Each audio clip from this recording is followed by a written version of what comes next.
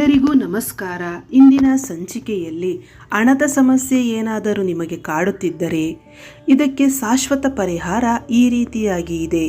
ಇದನ್ನು ಮನಸ್ಸಿಟ್ಟು ಮಾಡಿದ್ದೇ ಆದಲ್ಲಿ ನಿಮಗೆ ಇರುವಂತಹ ಯಾವುದೇ ಹಣಕಾಸಿನ ಸಮಸ್ಯೆ ಇದ್ದರೂ ನಿರ್ಮೂಲನೆ ಆಗುತ್ತದೆ.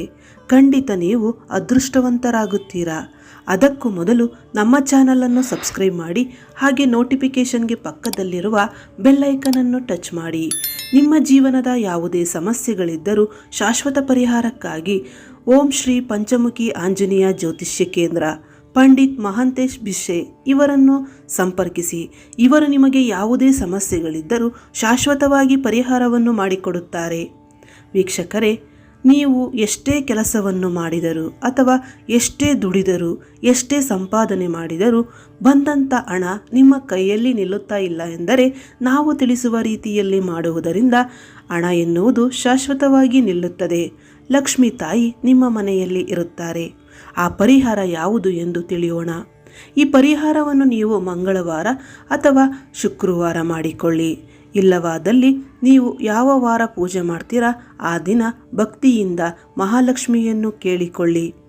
ಇದು ಶಾಶ್ವತವಾಗಿ ಪರಿಹಾರ ಆಗುವಂತಹ ಪರಿಹಾರವೇ ಸರಿ. ಮೊದಲಿಗೆ ನಾವು ತಿಳಿಸುವ ರೀತಿಯಲ್ಲಿ ತಿಳಿದು ಮಾಡಬೇಕು. ಮೊದಲಿಗೆ ಒಂದು ವೀಳ್ಯದೆಲೆಯನ್ನು ತೆಗೆದುಕೊಳ್ಳಿ. ಆ ವೀಳ್ಯದೆಲೆಯ ಮೇಲೆ ಒಂದು ಸ್ವಸ್ತಿಕ್ ಚಿಹ್ನೆಯನ್ನು ಬರೆದುಕೊಳ್ಳಿ. ಸ್ವಸ್ತಿಕ್ ಚಿಹ್ನೆಯ ಮೇಲೆ ನಾವು ತಿಳಿಸುವ ರೀತಿಯಲ್ಲಿ ನೀವು ಈ ಒಂದು ವಸ್ತುವನ್ನು ಇಡಬೇಕು. ಆ ವಸ್ತು ಯಾವುದು ಎಂದರೆ ಅರಿಶಿಣದ ಕೊಂಬು.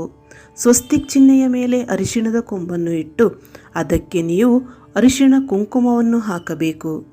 ಅರಿಶಿಣ ಕುಂಕುಮ ಹಾಕುತ್ತಾ ಮಹಾಲಕ್ಷ್ಮಿ ಮತ್ತು ಕುಬೇರ ಲಕ್ಷ್ಮಿಯ ಸ್ತೋತ್ರವನ್ನು ಪಠಿಸುತ್ತಾ ಆ ಅರಿಶಿಣ ಕುಂಕುಮವನ್ನು ಹಾಕಿ ಆ ಅರಿಶಿಣದ ಕೊಂಬನ್ನು ನೀವು ವೀಳ್ಯದೆಲೆ ಸಮೇತವಾಗಿ ಒಂದು ಅರಿಶಿಣದ ದಾರದಿಂದ ಗಂಟು ಕಟ್ಟಬೇಕು. ಕಟ್ಟಿದ ವೀಳ್ಯದೆಲೆ ಮತ್ತು ಅರಿಶಿಣದ ಕೊಂಬನ್ನು ತೆಗೆದುಕೊಂಡು ಹೋಗಿ ನೀವು ತುಳಸಿ ಗಿಡದ ಬುಡದಲ್ಲಿ ಇಡಬೇಕು. ಅಥವಾ ನಿಮ್ಮ ಮನೆಯ ಒಳಭಾಗದಲ್ಲಿ ಒಂದು ಹಸಿರು ಬಟ್ಟೆಯಲ್ಲಿ ಗಂಟು ಕಟ್ಟಿ ಅದನ್ನು 1 ತಿಂಗಳು ಪೂಜೆ ಮಾಡುತ್ತಾ ಬನ್ನಿ. ಹೀಗೆ ಮಾಡುವುದರಿಂದ ನಿಮ್ಮ ಮನೆಯಲ್ಲಿ ಮಹಾಲಕ್ಷ್ಮಿ ನೆಲೆಸುತ್ತಾರೆ. ಇದರ ಬಗ್ಗೆ ನಿಮಗೆ ಹೆಚ್ಚಿನ ಮಾಹಿತಿ ಬೇಕಾದಲ್ಲಿ ಓಂ ಶ್ರೀ ಪಂಚಮುಖಿ ಆಂಜನೇಯ ಜ್ಯೋತಿಷ್ಯ ಕೇಂದ್ರ ಪಂಡಿತ್ ಮಹಾಂತೇಶ್ ಬಿಸ್ಸೆ ಇವರನ್ನು ಒಮ್ಮೆ ಭೇಟಿ ಮಾಡಿ ಅಥವಾ ಖುದ್ದು ಕರೆ ಮಾಡಿ ನಿಮ್ಮ ಸಮಸ್ಯೆಗಳನ್ನು ಹೇಳಿಕೊಳ್ಳಿ.